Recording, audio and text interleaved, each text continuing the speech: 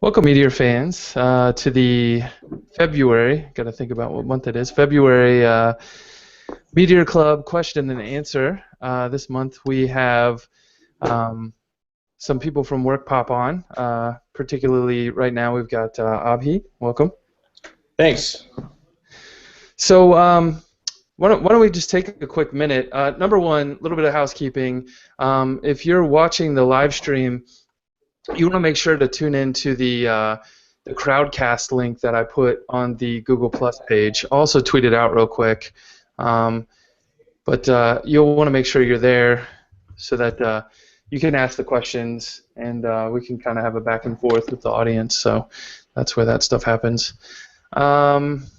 And then why don't you just tell us real quick what Workpop is and Sure. maybe how you guys decided to use Meteor for it.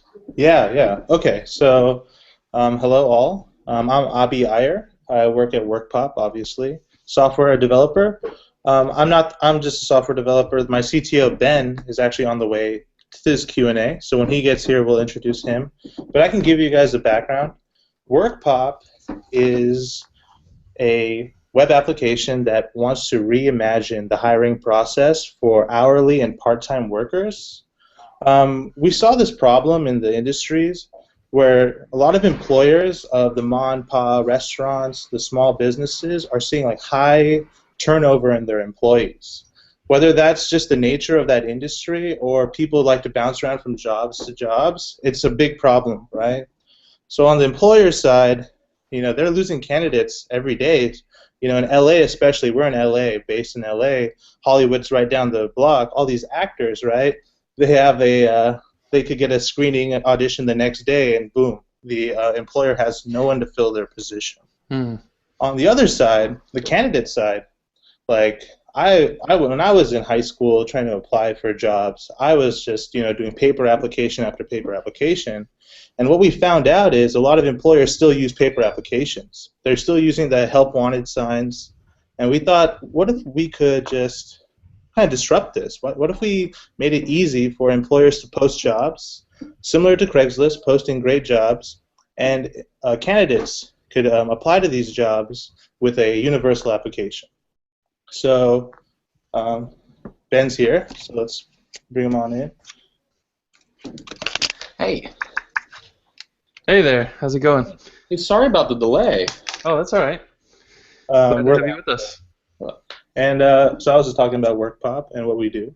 And then what we're striving for at Workpop is that all of our candidates get a message back.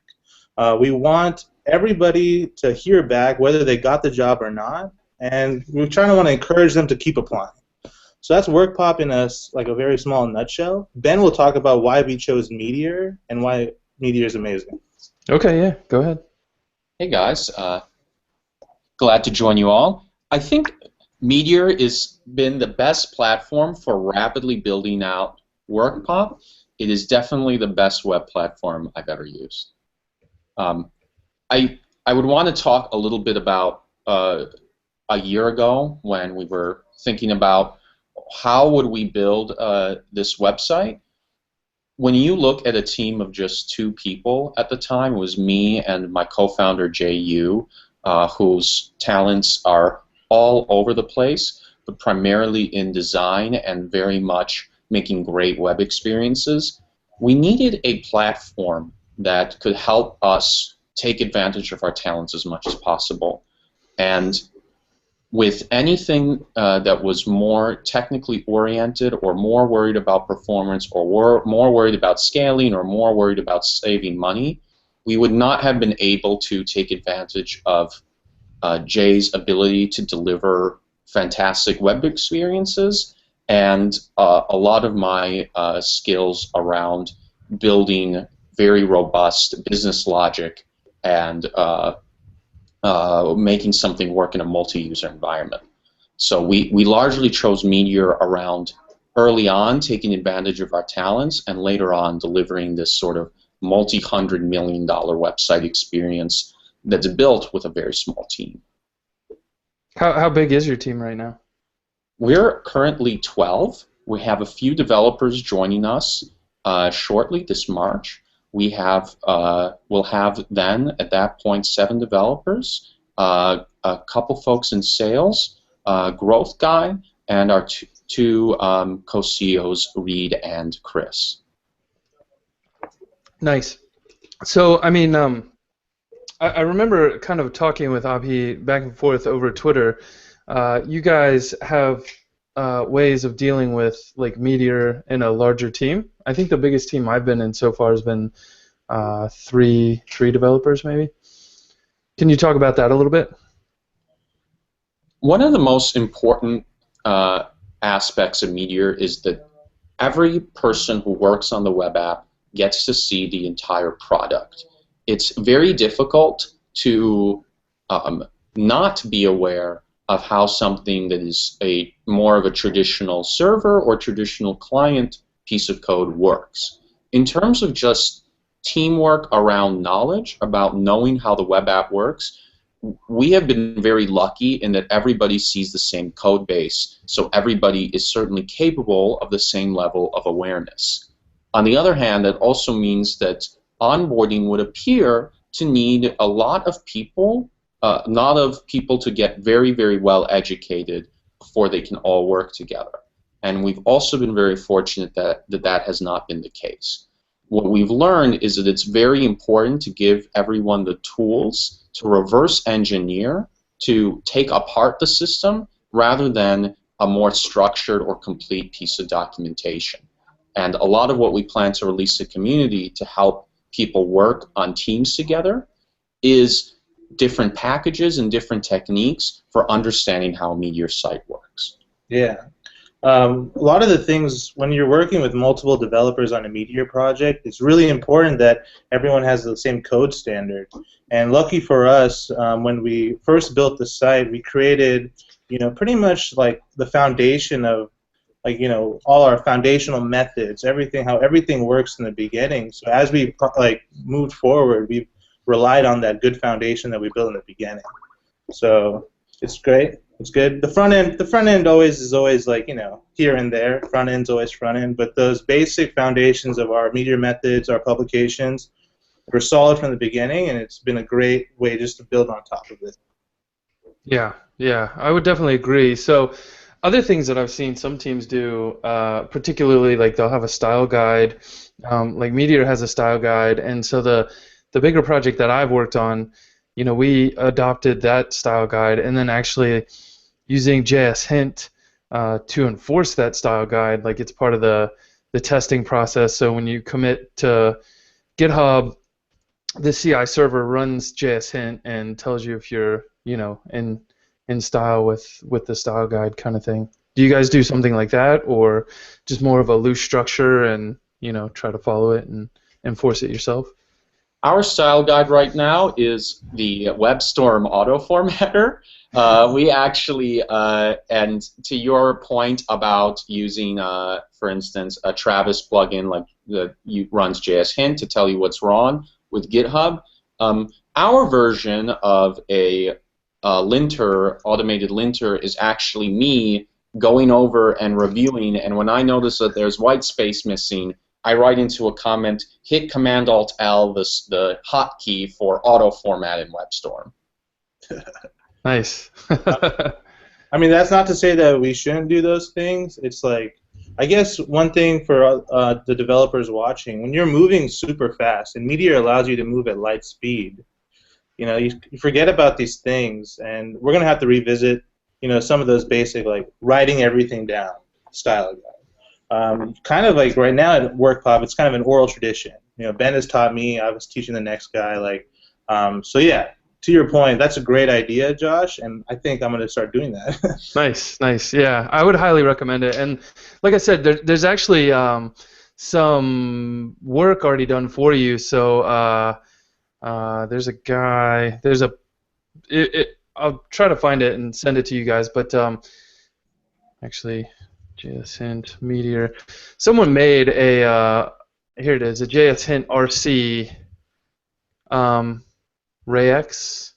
So if you go to github.com/rex/Meteor Dash JS Hint RC, I'll put that in the in the chat as well, so you guys can click on it. But they did a great job of taking, like, this is up to date as of January 7th was the last commit.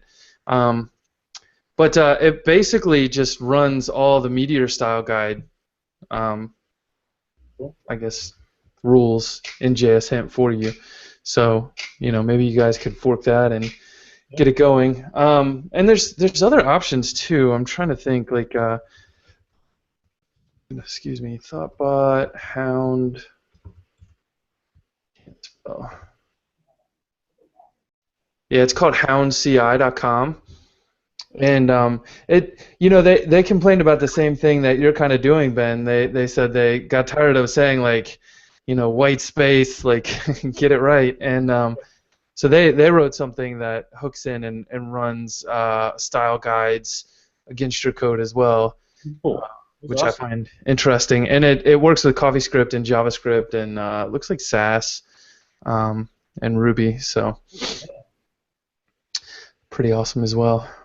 You used to be a Ruby developer, right, Josh? And yeah. Jump ship? Yeah, I did about 9 years of Ruby development myself, mostly Rails. A little bit of, like, pure Ruby work, like JRuby work, actually, for GoDaddy. They had an app that was doing transactional, like, sending bank information back and forth, and it was all based on a Java library, so we were using JRuby for that. But yeah, 9 years. And I started dabbling with JavaScript myself 3 years ago. Came to it actually through CoffeeScript. Really enjoyed that, and then started getting deeper into the JavaScript that it was compiling, and played around with Backbone, and then started to tinker with Angular because I wasn't a huge fan of Ember. Like, I tried using it once and it just didn't feel right to me. And then found Meteor, and the rest is history. Yeah. You were working at Differential before, and now you're doing the training stuff now. It's really awesome.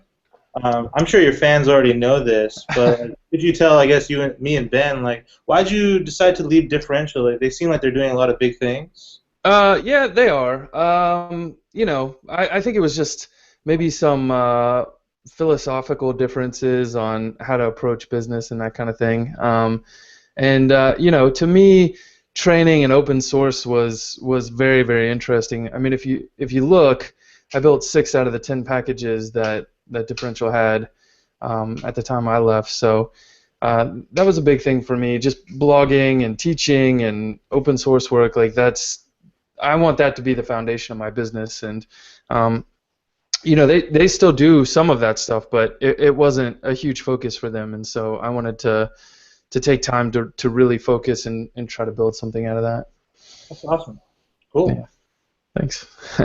All right. We're looking for A players in all sorts of different ways, whether they be A players in Angular, whether they be A players in running big web apps.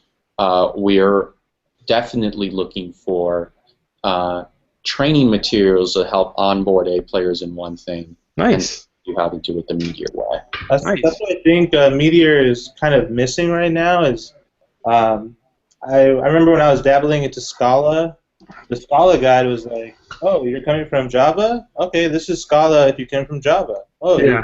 You're from Ruby? This is what it is. Yeah. And I was like, Meteor could do that. I came from Angular before Meteor, and when I came to Meteor, it was kind of like a culture shock. Like, what am I doing? What is this? Like, I don't get this. Database everywhere. I was using Firebase to do my reactivity. I was like, do I have to watch my database and stuff? And if I had that guide that was made for people who think like this, like Angular way, the very opinionated Angular way, it would have been a lot easier to transition. Probably cut the onboarding in half. Yeah. But I do feel like people from the Backbone lifestyle or whatever, they have an easier time transitioning. Yeah. In the Ember, you want to transition, so. Yeah, I think the event maps, they're very Backbone-ish to me, and the helpers, those definitely seem like Backbone-ish concepts, and I definitely think that if you look at the early Meteor, they actually, I think at some point they had Backbone available to the client, and it was installable, and I think that's kind of the evolution for this so far, but there's some interesting things happening there as well with Blaze now. So yeah, I don't know. I don't want to turn this into a big advertisement for my stuff, but I do have like I've got like the 8 days of Meteor that I've been working on. So it's like an email course that you can take, and the idea is, for me, I think people should learn how to use the docs appropriately and rely on that as a learning tool, and also learn to read code. And a big part of my 8 days of Meteor is that I tell people, like, go read these docs. These particular docs are going to be pertinent to the lesson, and then at the end, I'll give them 3 goals to accomplish, like writing code-wise for the day. But then at the end, like, I'll give them links to open source examples of the code that they can look at and kind of see how other people are approaching things and structuring things. So, like, go look at the pub sub in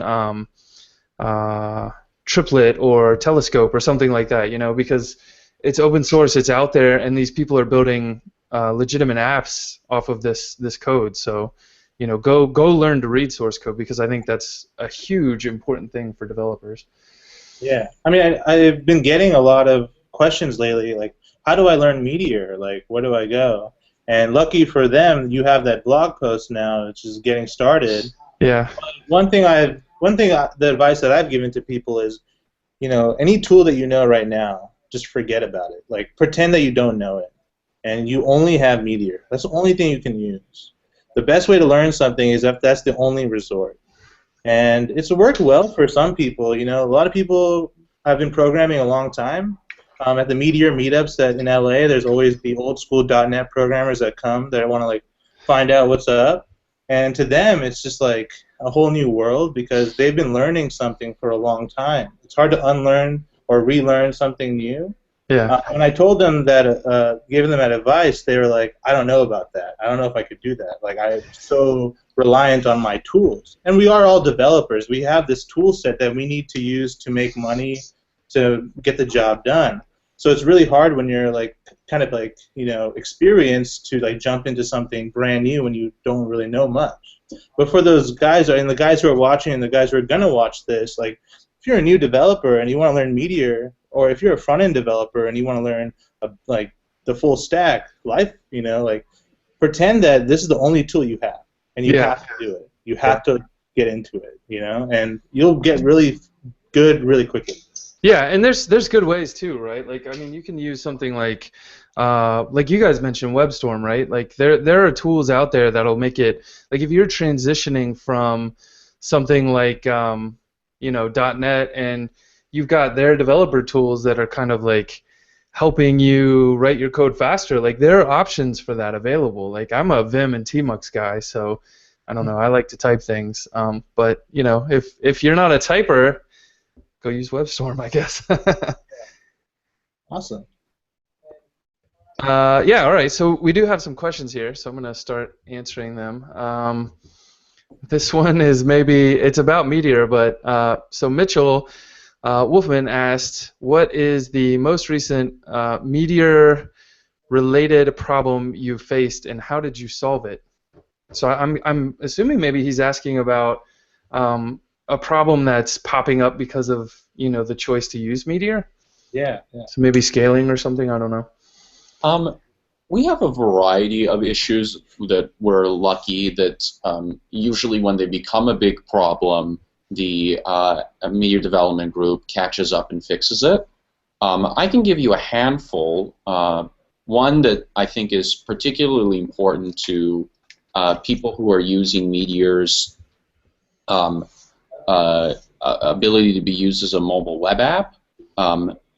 There are severe restrictions to how quickly something like an iPhone can load a giant blob of JSON, of JavaScript. So the Workpop app, I think, clocks in fully compressed at about 600 or 580 kilobytes of JavaScript, and in the worst case, that can take as much as 10 seconds to load over an LTE connection.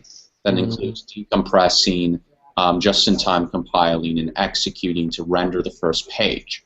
There are definitely packages that take a little bit of nuance to understand and use. Arunoda's Fast Render, the App Cache package to help address that, but it's something that definitely affects every single person's experience, and it's something that we're running into as we're preparing out new features. Otherwise, there are other details, certain problems with Internet Explorer 9 that really bite us, that we wish we could get fixed and that we have to fork, and we'll write our own pull request for and give it all back to the community. But in terms of large-scale intellectual problems, we haven't had any. A lot of it is just the nitty-gritty of delivering the app that we have. I see. Yeah, and then from my point of view, that's all correct. Damn you, concatenation on IE9. But I think one of the business, or not business problems, but one of the problems we face too is with performance. Not in a big way. It's just like early on we didn't see the value of fields, right? And now we're seeing those values, or maybe I didn't see the value of fields. And those watching, like, put fields on your queries. Like, send the data that you want, not everything. And as you grow users, as you get bigger, like, that stuff's going to hurt you a lot. So in the beginning, you should just query for what you want, and make moves on that. That's interesting. So you're really talking about the data on the wire and minimizing it to just what you need versus sending the entire object over the wire. Correct. Yeah, and there are definitely situations where there's no issue with Meteor's backend, but you have to be careful about how you render on the front end. And definitely, I've been using Meteor since I think October of 2012, so for a while now, and there has been significant improvements in the rendering engine. Many of you might remember the isolate. Yes, unfortunately. And that stuff has all gone away, but definitely using the profiler very, very carefully, finding where you might be thinking that something is not recomputed a lot, but really is. I'll give you an example. On the Workpop site, you can see your distance from a job. And the equation that is used to calculate the distance between your latitude and longitude and other latitude and longitude involves a arctangent. And arctangent in JavaScript is very slow. And if you have 500 rows, but you re-render on as the rows in a streaming way, you're rendering row 1, then you're rendering row 1 and row 2, then you're rendering row 1, row 2, and row 3. And you have this arithmetic sum of renderings that are running this slow computation. We discovered that because of this calculation, there was something like a 500 millisecond, 600 millisecond delay where the page is just completely frozen because it's executing pure JavaScript. We just change the algorithm and it goes way faster. We get rid of that pesky arctangent. But it's those little things that you could only discover if you were using the profiler, and it really comes from both a nuanced understanding of the rendering engine and also how to use your tools to see those sorts of problems. So basically for Matthew, I would say those are the big obstacles we've experienced with using Meteor. Nice. Okay. Yeah, I mean that makes sense. Like, if some of the fans watching have seen like the hacking telescope with Sasha and I, we actually found out that because of the way he's handling the search query, even though it's blank when you first load the page, it actually causes the query to re-render or like recompute, and it calls the same subscription like 5 or 6 times. So I mean, even with the merge box, like it's still a little expensive on the back end for that to be happening. So definitely little gotchas you got to watch out for like that. All right. So the next question is from Ben Strahan. He says, "What is your deployment process? Do you work with or around hot code push?" And so I think maybe he's referring to the fact that like when you send out or when you do a new deploy, it actually will like calculate that your code's changed and it'll force all your clients to reload. And the problem with that is really the fact that all of a sudden you're putting a large burden on your connection to Mongo, and your queries can be quite slow. Depending on how many people you have connected. So if you have 100 people connected at once, there's going to be 100 queries like plus some spinning up all at once. So far in our deployment, we use Modulus as our host. We run a clustered environment, and we do hot code pushes. We use all of those features. We do online migrations. That means whenever we want to make large-scale database changes, we do it live. We don't take down the server to do it. We engineer it in a way where migrations can occur at the same time. Our deployment, we try to do as little unusual things as possible. What ruins deployments is when you don't do something exactly the same way as you've done it before, because that's when surprises happen. Nice. So how many, I don't know if you guys can share this, but how many kind of concurrent users do you deal with on a daily basis, and kind of how many clustered, or how many, what do you call them, servos do you have? Got to get that term. We're completely oversubscribed with servos, so it's kind of a non-issue because they're so cheap, so we can kind of have unlimited performance. We're also oversubscribed with our database, so we're not terribly, we've never seen a single slow query. If we're going to make a mistake, it's usually in our own code, where we might send too much data in a subscription, and no matter what, the user's internet connection is just not fast enough. Their browser's not fast enough to process and deserialize those messages. So we found that in general, our infrastructure can be basically dirt cheap without having to worry about whether there's one concurrent user or whether there's 1,000. We're seeing that pretty much everything in that range works fairly durably as long as your code is well written. Get on Compose. Compose is the shit. Is that what you guys use? Yeah. Nice. Compose, Modulus. I think that's like the best, and a lot of support. Yeah. I'm biased, I guess, because they sponsor. Yeah, you're biased, dude. sponsor the podcast, but I would definitely agree with that. Like, I actually reached out to them about sponsoring the podcast just because I do think they are the best, and if you want to not worry about scaling and performance, like that's probably the easiest way to get all that stuff off your plate, and both of them do a great job with support, in my opinion. So yeah, little ad there. Gotta do it. Yeah, I don't know. I mean, is it an ad? If it's the truth, I don't know. No, it's the truth. Yeah.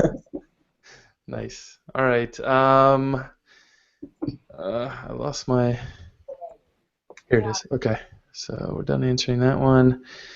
Got another one here from Carl Danninger. I hope I said that right, Carl. I'm sorry. Okay, Grow. What's up, Carl?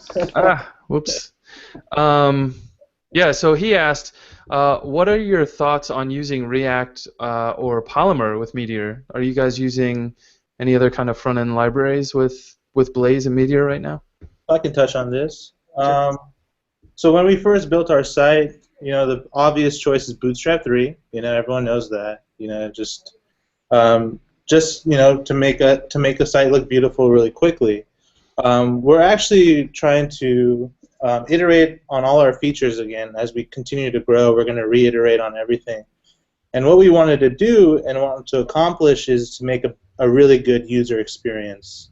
So our designer, Jay, is a great designer, and he fell in love with material design. So our site is going to be moving toward that direction of the material pattern. Now, we're at this crossroads right now. Maybe, Josh, you can give us some advice.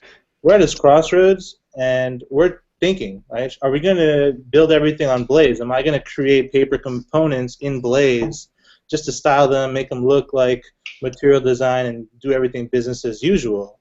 Or we have another path where we could actually do the Meteor Polymer stuff from Differential. I think they posted a lot about it. Yeah. You know, go that route and actually do that. But here's the thing that it's hard. It's a hard choice because one, Polymer it's not production ready, right? It hasn't hit 1.0 yet, and we've already made this technical bet on Meteor. I don't know if we may not be comfortable with making another technical bet on Polymer, right?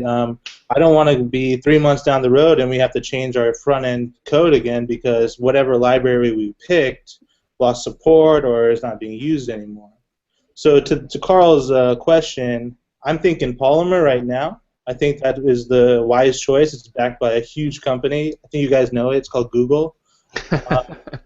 And that might be the best choice, but there's those intricacies that I don't think Rye and his team have faced yet. Whatever they built in Polymer, it looks really good, and I've seen it. It looks really awesome. But I don't know. Maybe they have faced all the things that they need to face, but maybe I should talk to them too. Yeah. I would love to. Yeah, maybe I should get Rye on to talk a little more about Polymer. But yeah, I don't know. Like to me, when evaluating technology, I look at Ruby and Rails, right? And there was no specific company behind it, but it definitely took off. I don't know. Like, so I'm with you. Like, maybe I'm leery of Famous, but I'm less leery of React or Polymer just because of the companies behind them.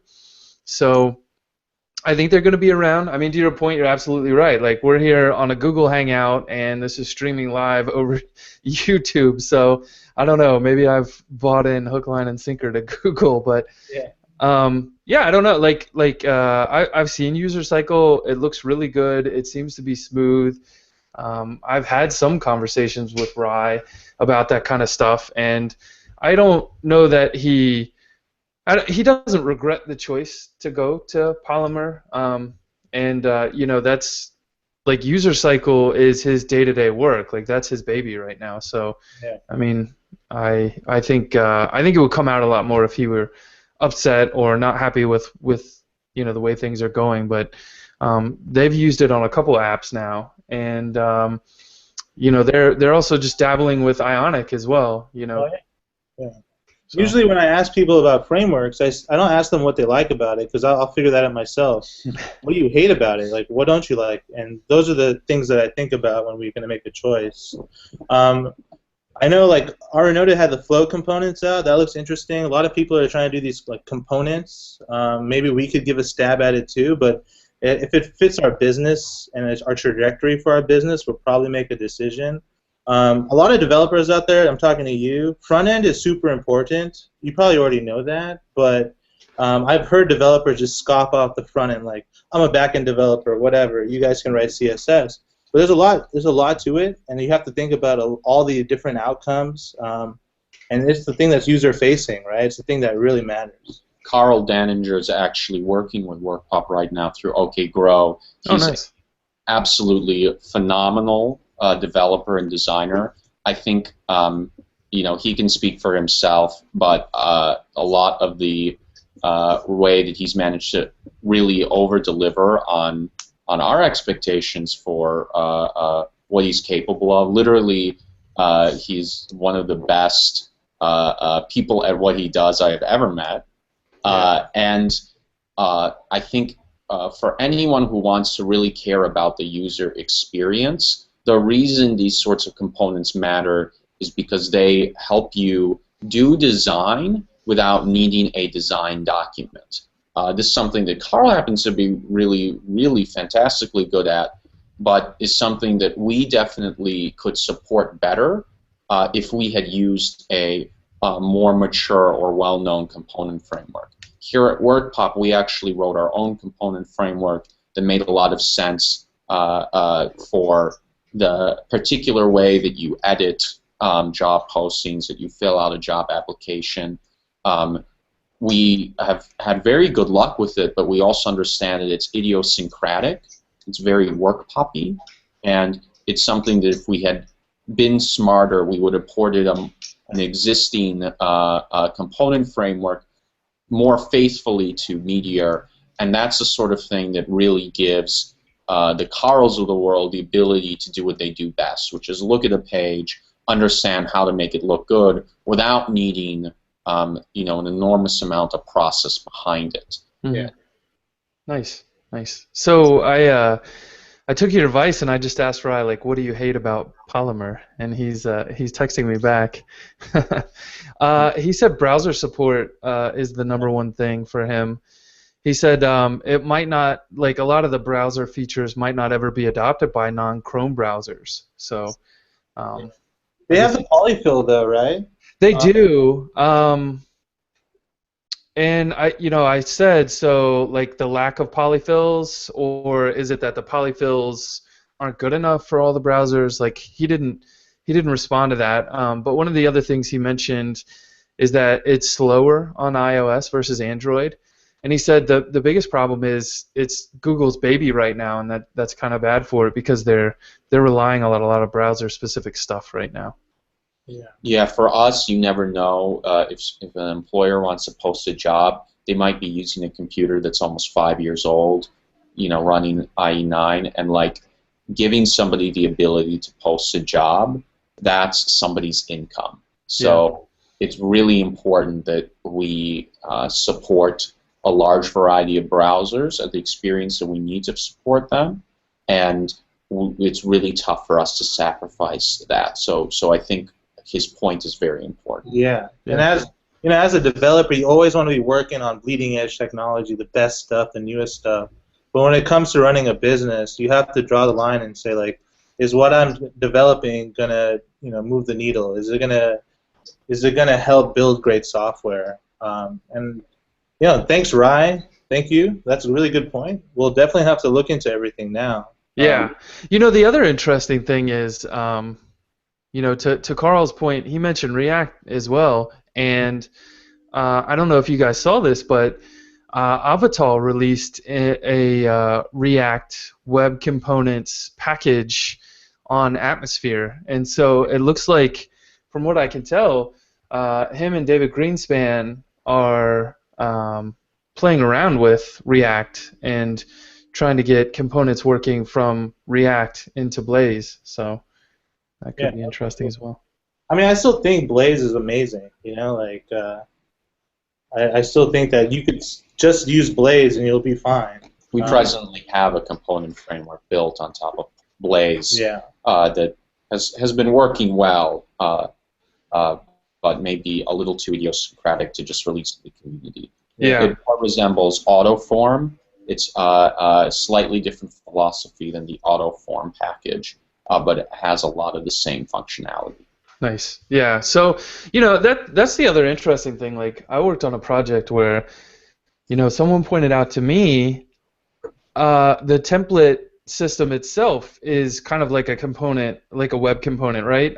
So you can actually drill down and have, you know, a form field be a component if you wanted to, just by putting it in its own template, and you can have helpers and whatnot and events kind of triggering on that. And you know, he pointed out that anytime you're working with something, like, if you have to say this dot, then, you know, maybe you can take it down to, like, even further to being its own template. So that's exactly how we use. That's exactly how our current component framework works. Is built out of templates. Yeah. It works. Makes sense. Another All right. Next question. Another one from Ben Strahan. He wants to know, what are some of the helpful packages you guys would recommend, or that you guys rely on every day? So let me just pull up the listing so that we don't say anything kind of incorrect. We want to make sure that we're telling you exactly what it is. I think there's stuff that we wrote ourselves. One of those packages that we wrote ourselves is the Dr. Pangloss admin. Dr. Pangloss is my name. It's a way to run a code against your server from Web Inspector instead of from Meteor Shell. Meteor Shell is great, but if you use a hosting provider like Modulus where you don't have Meteor Shell, and if you want to use the niceties of rendering something like an object using Web Inspector, which is far more pleasant to use in the text interface, the admin package is far and away what you want to use. It's something that we use every single day. All of our developers use it. It makes a huge difference in the experience of interacting with your server, doing moderation tasks, anything where you need this sort of access. Of course, on our platform, it is secured only to a handful of users, but it lets you control exactly how this works so it's possible to have this sort of functionality in a live environment. In terms of the packages that we use in our project right now, we get a lot out of Kadira. Kadira as a service is really great. It instruments your pub subs really well. It tells you about errors. It has great tracing. It's really a very mature way to instrument your site. In terms of small kinds of features on the front end that we definitely use. OKGrow's Iron Router auto scroll. You might notice that there's problems with your experience with scrolling when you switch between pages when you use Iron Router. They fix that. Multiply Iron Router progress gives you a little loading bar at the top. These little things make feel like they're very small, but it's the difference between a $10,000 website and a multi-hundred-million-dollar website. So it's worth it to use all of the packages that give you UX details for so cheaply, because their impact makes you feel like you're using a much bigger website. And then on the back end, right, the packages that we really love is Percolate Studio. You guys are the best. Migrations. We're running all our migrations through that. And I know there are a lot of background job packages coming out. I know Arnoda makes one in his Bulletproof class and all that, but we've stuck with Synchron. Synchron by Percolate. That's really been like with us for a while now, and it's doing everything that we wanted it to, which is always the best. The problem with some packages is like they lose support, or people like lose like passion in their package. But with these things, like they've built it in such a way that it's going to work for a while. So that's great. And then in terms of like packages that we've built, I think it's only been a couple. But Ben, if you want to talk about the method hooks. There's also the method hooks package. This is Dr. Pangloss method hooks. I know a lot of people may need to extend Meteor packages. For example, you might want to do something after a user has reset a password, and the best place to do that is after the reset password method is called. This lets us deal with a lot of the accounts methods, and then when we import other packages and they define methods, we often don't want to necessarily change the source code or go through that whole rigmarole. A lot of what we can achieve are with method hooks. We plan to also move all of our analytics to inspect method arguments and method results and figure out what analytic events to call. So as a kind of intellectual problem, we think method hooks are as useful as all the different hooking projects that we've seen.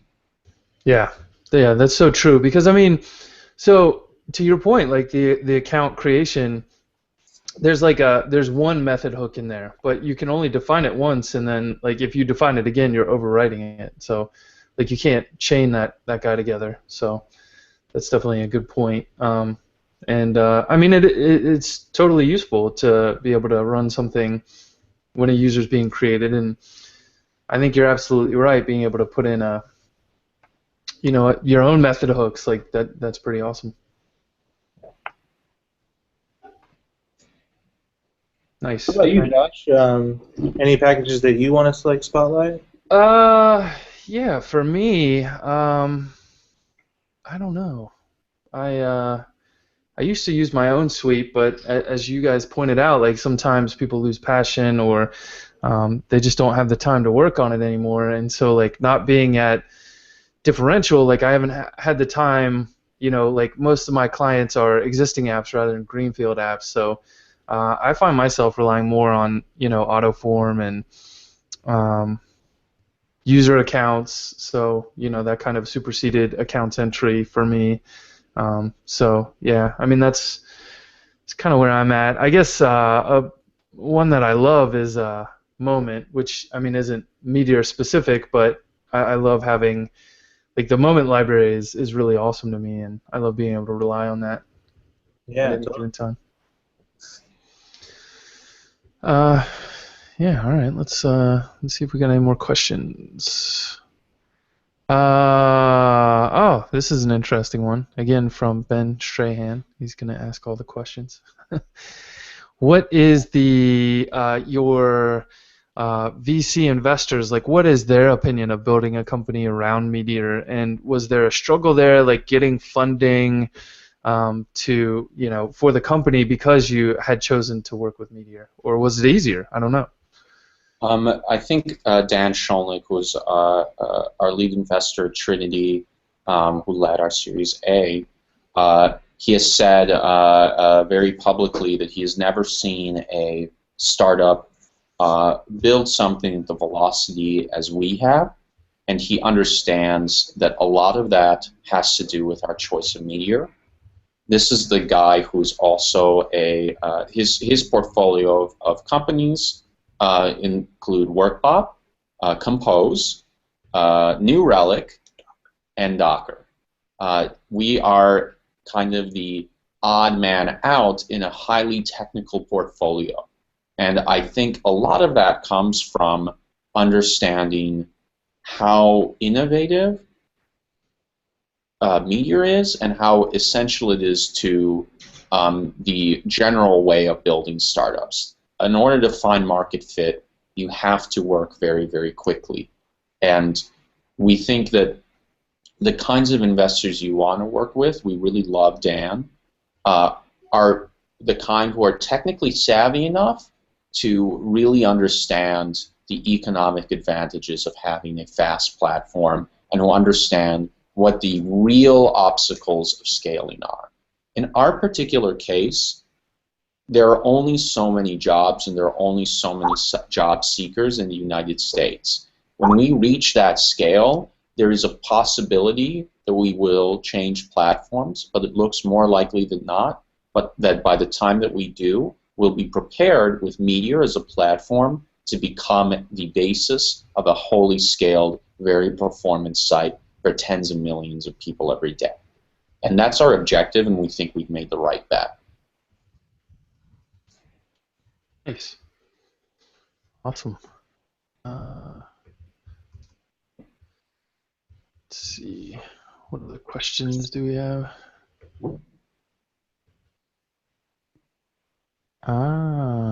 Another one from Ben, but equally good.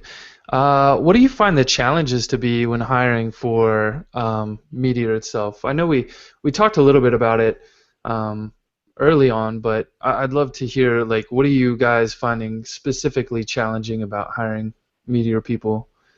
I think in general, our goal is to hire A players. And one of the tricky things with building web apps is that there's a difference between somebody who's a real A player and somebody who's a market A player. In other words, you've already figured out, the market, so to speak, has already figured out who the very, very best developers are. And it's very challenging to attract all of the very best talent. You want to find people who are not always market A's, but are real A's. You want to find all of the diamonds in the rough, so to speak. And one of the great things about Meteor is that the kind of person whom the market hasn't figured out yet, but is also extremely talented, is attracted to Meteor by virtue of how new it is, its concepts, and its lack of major commercial adoption. So what we get from using Meteor as a platform with respect to recruiting is that people who are good at Meteor tend to be really, really good. Because if you're using Meteor and you're forgoing commercial opportunities to be a full-time Angular developer or a full-time Backbone developer, or maybe you're just a back-end developer at giant companies using JavaScript, if you've made the decision to use Meteor and you're really good at it, you've taken a big risk. So in one sense, recruiting definitely becomes easier because it identifies A players for you in a way that the market cannot. On the other hand, as the site starts to mature, we definitely need people who are really, really experienced with Meteor in the same way that an Angular site, we need people really, really experienced with Angular. We can't find those people because the platform has not been around for very long. They're just very rare. And that definitely means our approach is around training and about onboarding. We have a phenomenal guy who joined us from who joined us on our iOS team, Alex Corey, who has never been a full-time back-end developer, but because he is an all-around phenomenally good developer, he can really quickly start contributing to our code base, building out features, working independently. We think that where Meteor shines is taking people who are very strong in a strictly programming sense, besides just a design architectural sense, and give them a way to be engaged with back-end development, with business development, in a way that you otherwise couldn't with other technologies. It works with our philosophy that everybody ought to be able to do everything if they're talented enough to do so. We really believe that every person who joins Workpop ought to be able to start their own startup, know how to build it, not just from a sense of technology, but also from a business development sense, that you can make the right decisions about what is economically valuable or not to do. And we like the Meteor, because of its flexibility and simplicity, really supports economic thinking. It helps you iterate, and that is the basis of all of our success. Nice. Yeah. So, that it's interesting you bring that up. Like you guys hired an iOS guy, and he's contributing to the back end. And I've given a talk, like, what I've learned from my year with Meteor, and one of the key points in that talk is the fact that it's just JavaScript. And, I always joke that JavaScript is like a gateway drug, right? And if you look, like, you've got, when you talk to a designer who can do HTML and CSS, right? Like they're a front end guy and they can do that. Chances are they've started to dabble into jQuery and they know a little JavaScript. And in my experience, the two designers that I've worked with, because they had some JavaScript knowledge, some jQuery knowledge from trying to build more interactive front ends, they feel comfortable actually starting to dabble into the back end of the code. And I know right now, like the one designer I've worked with is actually building an entire analytical, Instagram analytical application on his own, and none of the developers are really helping him. They're like giving him little hints here and there, but it's all him. It's all JavaScript, and he's just able to do that. I mean, which is amazing to me. Yeah, that's awesome. That's awesome. Yeah. So, good points. All right. We might have time for one more. Let's see if there is any more. Looks like there aren't. Looks like we answered them all.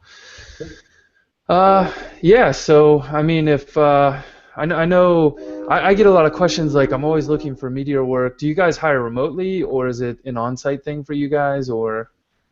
We have been working with OK Grow to do some work, and we've had a phenomenally good experience with them. We definitely are always open to anybody who is super talented and who can't move to LA.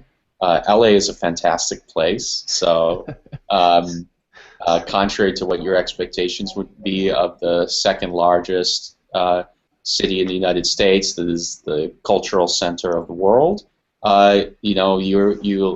if you come visit us, you'll want to live here, and we definitely want to bring more full-time people on board. We're always hiring. We're as sincere for the people that we serve as we are for ourselves. So I really want anyone who feels like they want to work at the fastest growing Meteor startup, fastest growing LA startup, come to Los Angeles, come join us. We're always open to talk to anybody. We have a great coding challenge too that I love to give out, and we love to talk on the phone and do interviews. Nice. And so if people are interested, where would they go to kind of get in touch with you guys? So all our jobs are posted on AngelList. We use that predominantly. And then you can always email careers@workpop.com. Send us your resume, a little bit about yourself, and we'll respond to you with the challenge. And then that's where the recruiting process starts. Nice. LA is awesome, and we're not like for us to build like a really great team. I do believe that we all need to be centralized and together. But when you get really great people, they could be in like Nicaragua or whatever. You're not gonna put that restriction on them if they're amazing. So like to the people out there or anybody who would like to apply to us, if you're a really talented guy, don't worry about anything about LA. Just worry about getting through the challenge, getting through anything, talking to us, whatever. We're always available to talk. I always go on the Meteor IRC channel if you want to talk to me there. If you want to email me, Abhi at Workpop, ABHI at Workpop. I answer any questions. When I go to the IRC channel, I give out my email like every time. So ask me questions. It's all good. And anything that you send to careers, I read. You'll know. I respond to everybody. So. Nice. Don't stress about it. Nothing is a black hole with us. All right. Well, thanks for coming on the Q&A here, guys, and taking some questions. I appreciate it. Thanks for having us. Yeah, thanks. And Josh, if you ever take the family to Disneyland, come stop by our office. Yeah, we'll do. I'll be in San Francisco next week. But I don't make it to LA very often, but anywhere beats this 0-degree weather with I think we've got like 8 inches of snow on the ground right now, so pretty bad. Yeah. Awesome. All right. Thanks, guys. Thank you.